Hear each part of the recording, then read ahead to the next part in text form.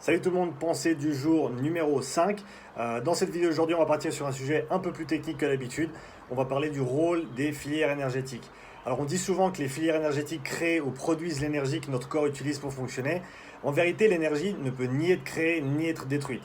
L'énergie est simplement transformée d'un état à l'autre. En l'occurrence, elle est transformée d'un état dit libre à un état que l'organisme peut utiliser en la forme d'ATP. Si vous vous souvenez de vos classes de biologie, l'ATP, qui est l'abréviation pour adénosine triphosphate, est l'unité énergétique pour notre organisme.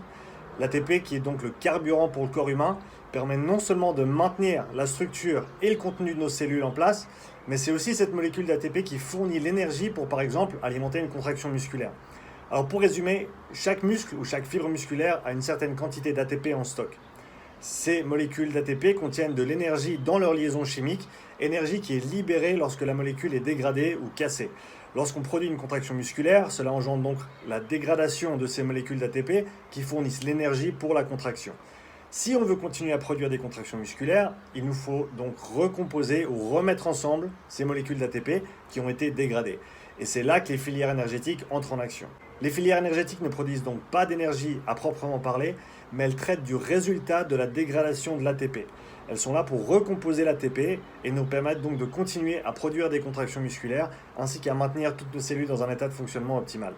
En plus de ça, les filières énergétiques servent aussi à protéger le corps contre la menace de l'acidité, menace qui se manifeste notamment par l'accumulation d'ions d'hydrogène.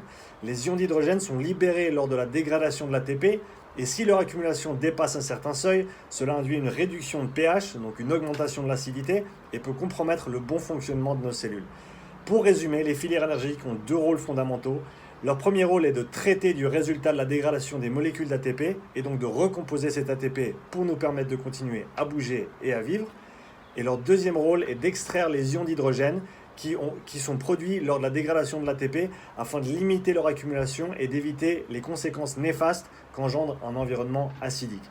J'espère que cette vidéo vous a été utile. Si vous avez des questions, n'hésitez pas à me les laisser en commentaire et je me ferai un plaisir de vous répondre. À tout bientôt. Ciao.